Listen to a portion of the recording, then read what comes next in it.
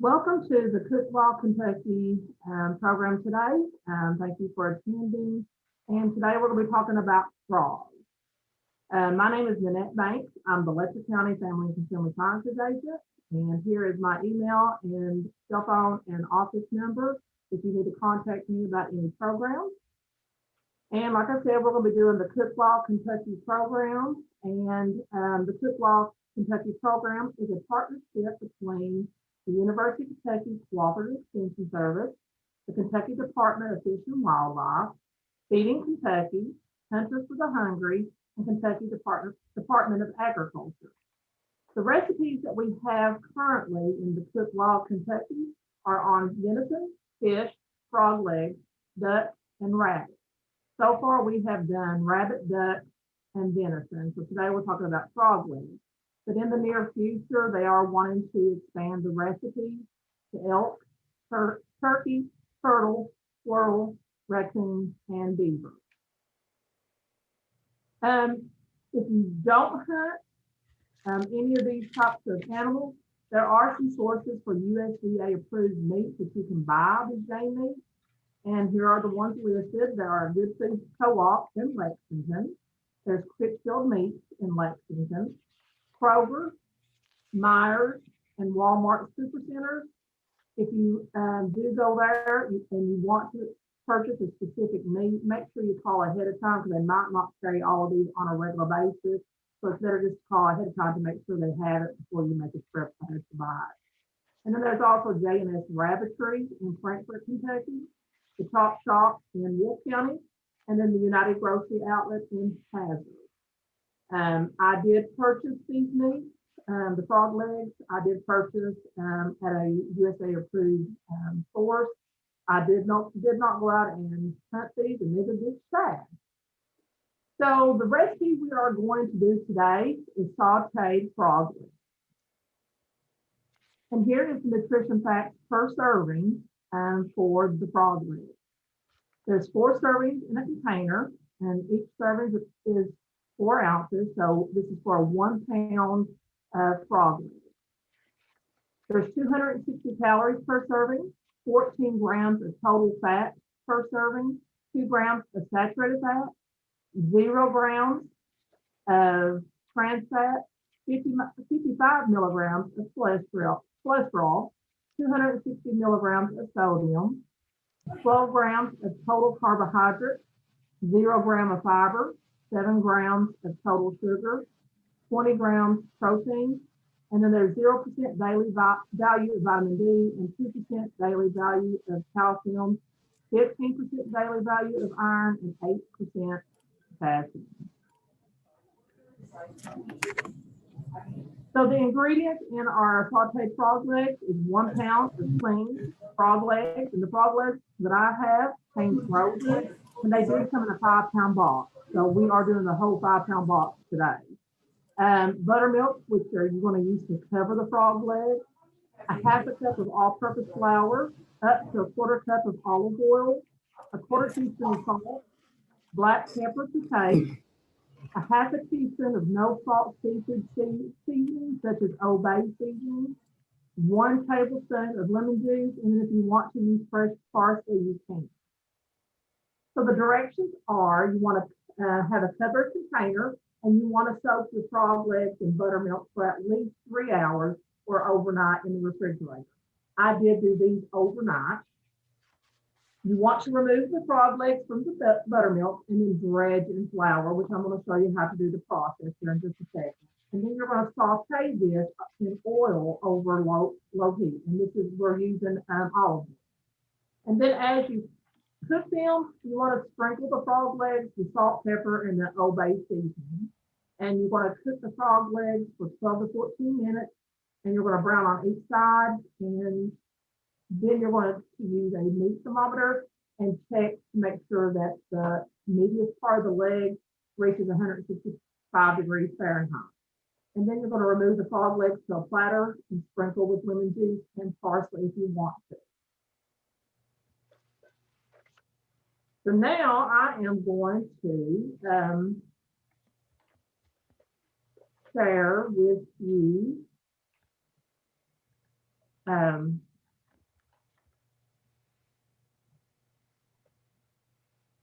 my frog legs.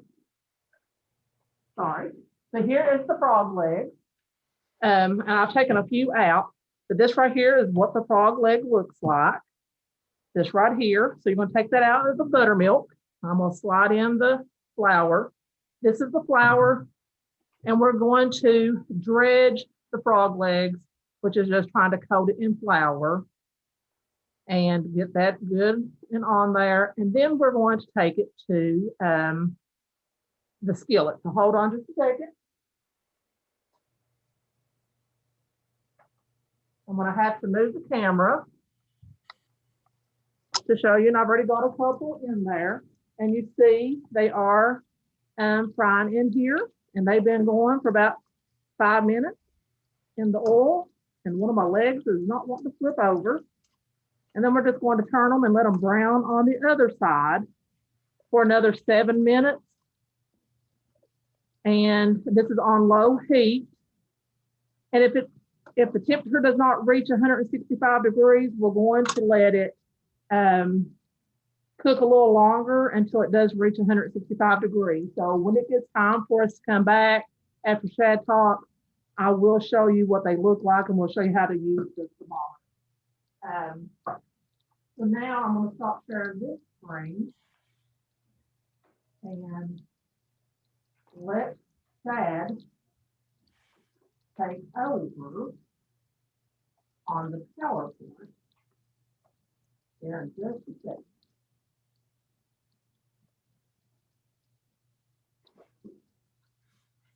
Okay, so Shad Baker, you are up.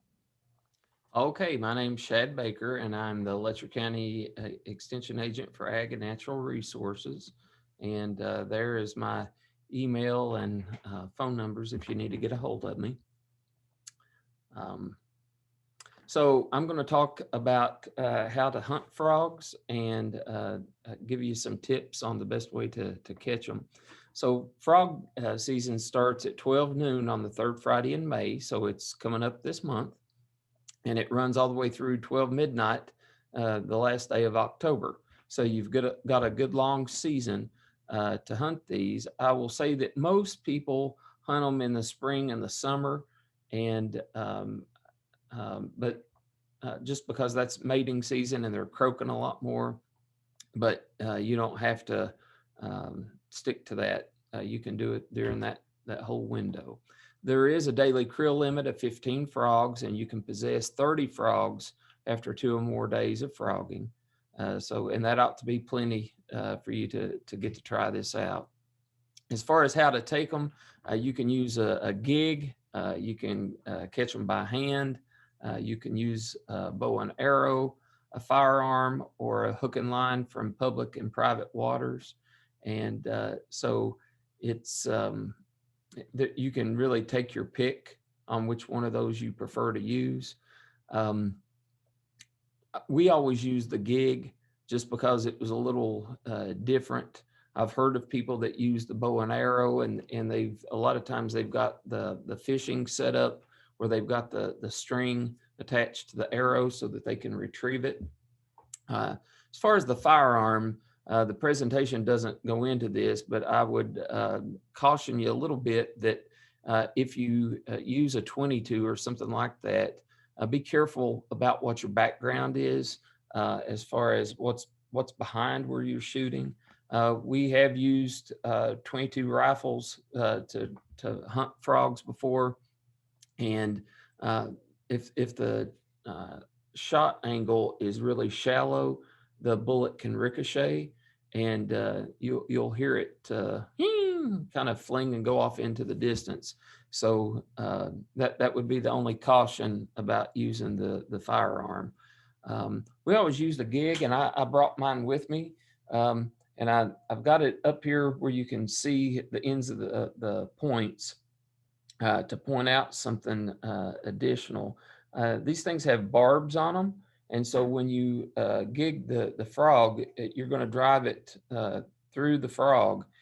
Make sure that the points that are on your gig are sharp. These are blunted because I've hit it against rocks before. And So just make sure it's good and sharp so that it penetrates the frog pretty easy. They will jump if you lollygag too much. So it comes in handy to be quick and I guess true with your aim with the gig. If you're gigging, you can use either a hunting license or a fishing license. But if you are using a bow and arrow or a firearm, that's when you would use the hunting license. And then if you do it by hand or with a gig, then you have to have a fishing license. Typically, the gig is either one. Nanette, I'm having a hard time getting it to focus just on the speaker for some reason, so I'm going to leave it up while I'm talking. As far as the frog gigging, to me, this is the simplest way to hunt frogs. You know that you've gotten the frog because it's on the end of the stick. You know, sometimes when you shoot them, they might jump in the water, and then you've got to go fishing them out. But with a gig, you know, they're secured by the gig, and you know that's probably the original type of hunting. If you went back in history, 10,000 years, I'm pretty sure that was one of the first ways that they hunted was with a gig. But all you really need is a gig, a light, and a warm summer night. And to me, it just it brings back memories. We always did this below the Buckhorn Lake on the river in a homemade wooden john boat with a trolling motor. We would fish all day, and then when it got dark, we would go frog gigging. And the little light that we used was one of the little styrofoam lights that has the wires that you use, the battery that runs the trolling motor. And so one person would be directing the light towards the frogs, and you know there's a frog there because their eyes reflect. You see those two little reflective eyes looking back at you. And then of course they're croaking, and the deepness of the bull sound that tells you that it's a big mature bullfrog. If you get that high pitched one, that that's immature.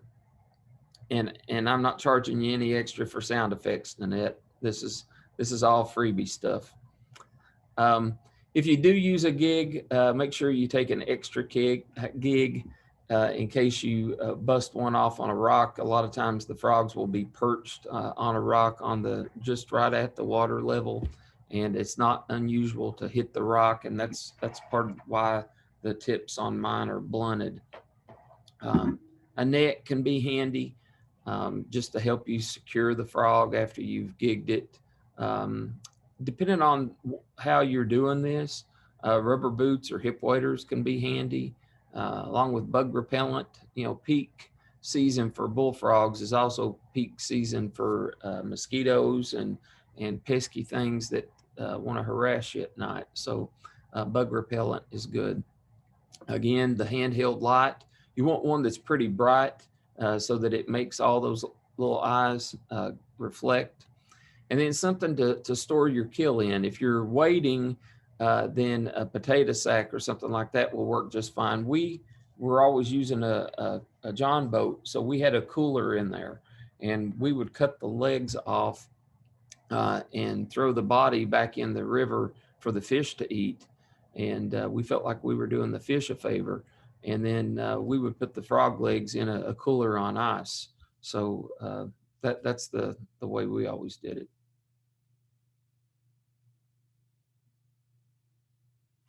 So you can do frogs day or night. It doesn't have to just be at night. But I will say that it's easier at night because the light reflects better, and they croak more.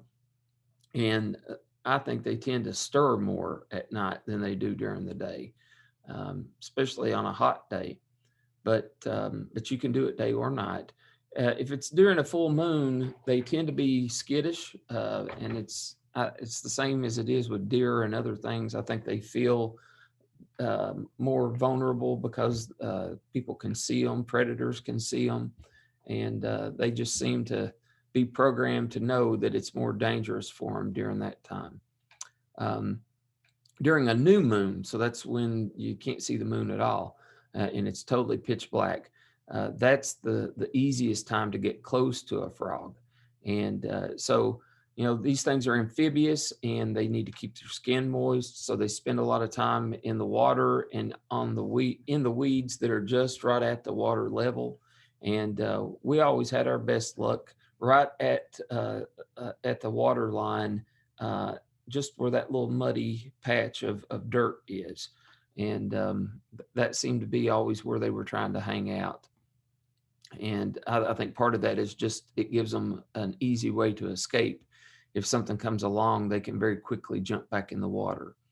And but you'll hear that it's described here as an assertive croak, but it's a real deep croak if it's a mature frog. And waters with no predators or few predators are the ones that would have the highest frog population. So if you've got a pond that has never been stocked with fish, that might be where you get some really good frog populations. And go back one, you jumped ahead on me. Newer ponds and very old ponds are the ones that are usually the most plentiful with frogs, and that's a function of what else is in the pond.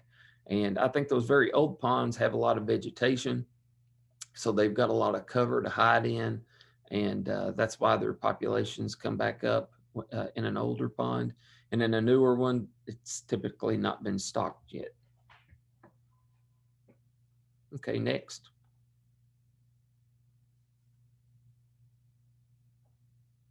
So this is a typo here, but bullfrogs are found along nearly all the waterways in Kentucky, and they are ambush type predators. So they will lay still, and when a bug or a moth or something like that comes close to them, they catch it and eat it. And so if it's small enough that it'll fit in their mouth, very often they're going to eat it. And you can see in the picture there that bullfrog actually has another frog in its mouth. So they are not humanitarians or anything.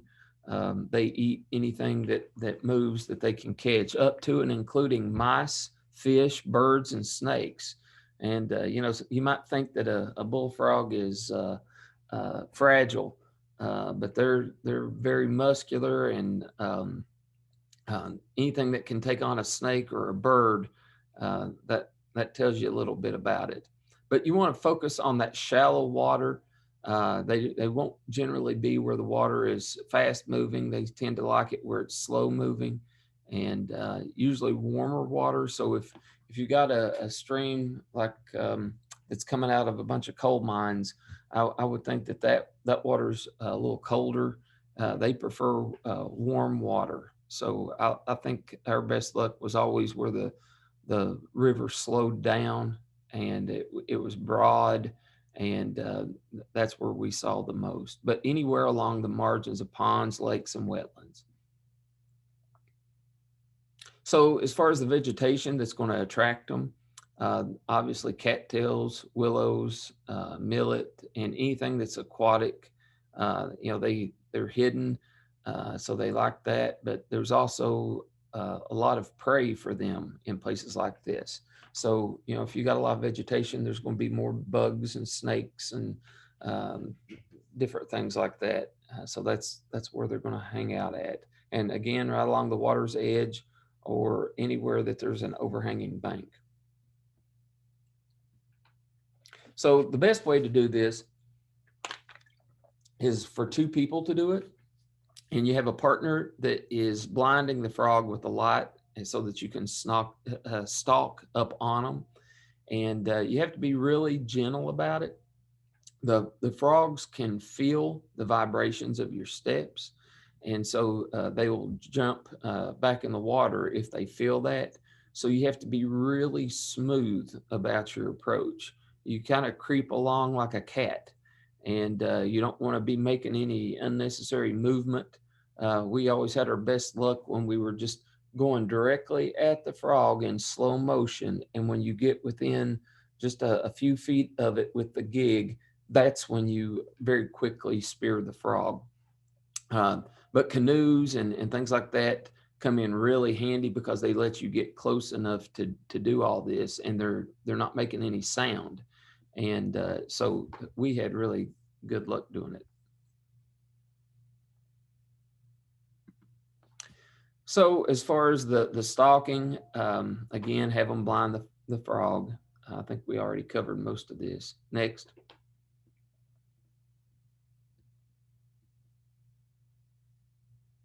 As far as the gig itself, once you're in position, you need to try to drive that gig at least 6 inches through the frog to make sure that you stick it. And you're wanting to aim right behind the ears, or right about where you see the front legs attached to the frog. And the reason for this is that way you're not damaging any of the hind leg meat, which is the part that you're going to eat. And you're guaranteeing that you've pinned it so that it can't get away. If it's a bigger frog, they will try to jump and get away from you. So you don't want to just poke them.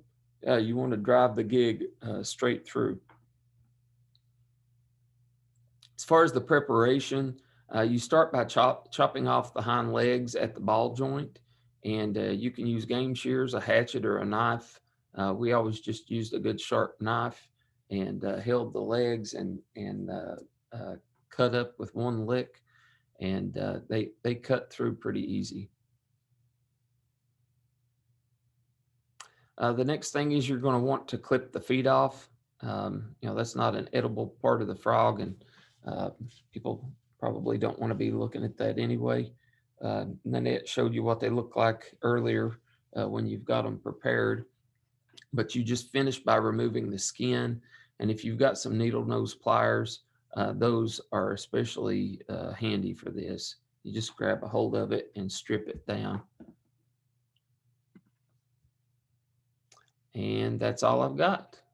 So any questions?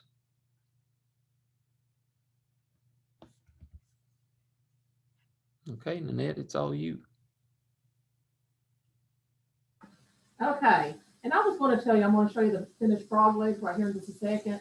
But the difference between sauteing and frying, when you fry a food, you are immersing the food totally into the oil.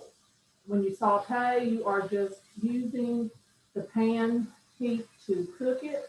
And you do usually add some type of fat to the sauteing. And in our case, we did use olive oil for the fat and very little. So we just sort of really sauteing it in a very light amount of oil. And so we're going to make sure that it does get to 165 degrees Fahrenheit. So I'm going to switch you back over to sharing my screen to where you can see the finished frog legs. And we did have some, and I put them in the oven to keep warm, but I am going to pull those out to show you what they do look like finished. Can you all see that? And I am going to grab one. Here, let me find my tongs. I'm going to grab one, and I am going to take it, and you can see I've got a digital thermometer, and I'm going to put it into the fattest part of the meatiest part of the leg, and it should go up to 165 degrees. It might be a little bit less if we just took it.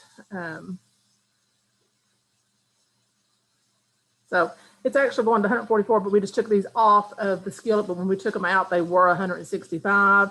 I will grab one right now and show you that's coming right out of the skillet, how it does get to 165 degrees. Hold on just a second, and I'm getting one brought to me. They look like fried chicken. Yeah. So, and as you can see, I am putting this down in here, and this just came out of the skillet, and it's 170 degrees, 171. So this right here is done, and this is what a frog leg looks like. And I have never tried frog legs, and I am going to give it a try today. So just to see how that is. But when we did take all of these out of the skillet, they were 165 degrees. We did use the thermometer. So And we always felt like that they tasted like that the texture was a lot like chicken, but the taste had kind of a zing to it. There's And just I did forget to tell you on this, while you actually dredge it in the flour, you're supposed to sprinkle the salt, pepper, and the Old Bay seasoning over top of it. And I just mixed the three seasonings together. That way I didn't have to do it 3 separate times. And it could be the seasoning that you use. If you use a seasoning, Shad, to give it a zing to it, because the Old Bay seasoning does have pepper and things like that. It has pepper and celery salt, red pepper, and paprika. So that's what it's made up of. okay. So, but I've not tried it, but I'm going to give them a try here in just a second as soon as we get off here. But if y'all have any questions, you can give me or Shad a call here at the extension office at 633-2362. Or you can email us, and we will try to get the recipes out to you if you want a copy of the recipes. We do have this recipe, which is the sauteed frog leg, and then this one right here, which is oven-baked frog leg. So it's pretty much the same thing, except you use cornmeal and garlic powder and butter, and you put them in the oven and bake them. So if you have any questions, just give us a call. Thank you.